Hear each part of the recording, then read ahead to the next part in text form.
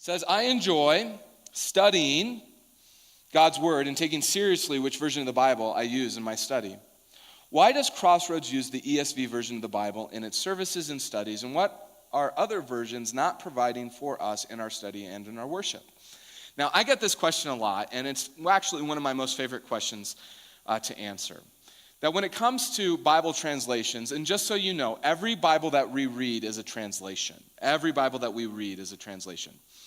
When it comes to the translations, there are no perfect translations, all right?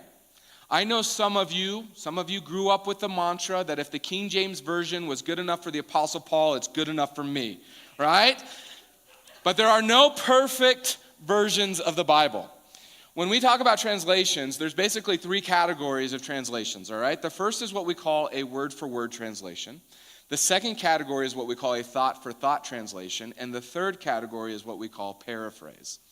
When it comes to that first category, the word-for-word translation, what word-for-word translation is aiming to do is taking the original languages, largely Hebrew and Greek, and translate it as faithfully as they can, word for word, into the English. Now, when it comes to different translations, probably the most literal translation that we have in the English when it comes to word translation is what we call the NASB, the New American Standard Bible. It is very literal. In fact, here's a little secret for you, that anybody who goes through seminary, when they're studying the original languages in Hebrew and Greek, they buy an NASB to help them in their translations. That's how close to the original language it is. But the trade-off with that is that oftentimes when we read the NASB, it sounds very wooden. It doesn't sound like we talk. It doesn't look like what we read. And it's very hard to comprehend. And the reason that it's hard to comprehend is because the NASB is at a 12th grade reading level, which for most people is not accessible in terms of the level that it takes of education to be able to read that.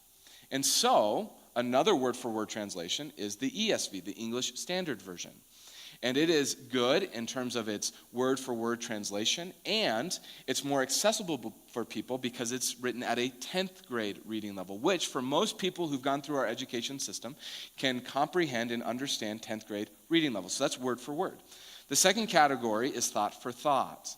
And the aim or the goal of a thought-for-thought translation is to take the paragraph or the sentence and make sure that what's being communicated is the original thought, the original intent of the author, with less regard to an exact word-to-word translation. The most famous of these translations is the NIV. It's the most popular Bible in the U.S. It stands for the New International Version, all right?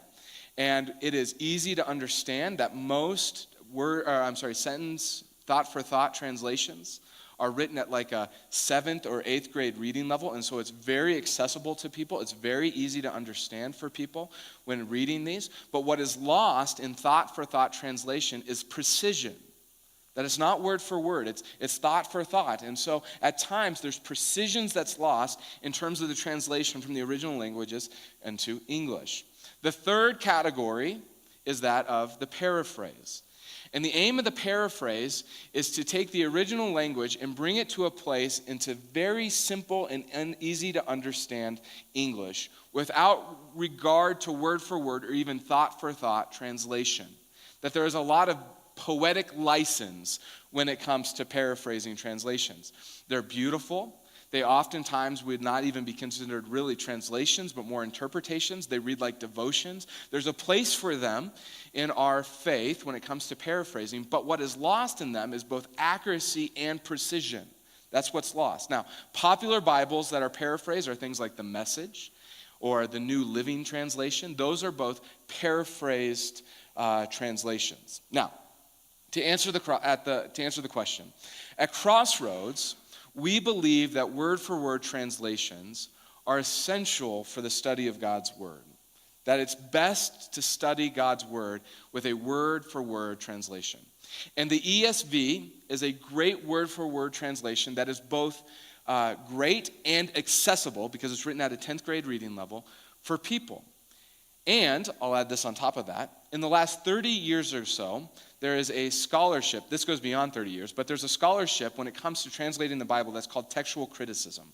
And textual criticism is making sure that the translation is as accurate as possible to the original writer's intent. And in the last 30 years or so, there has not been any more scholarship done than that within the ESV. That the ESV is putting the most money and is finding the brightest people in terms of textual criticism to make sure that what we read in the ESV Bible is what the original authors intended for us to read, all right? So that's why we use the ESV Bible.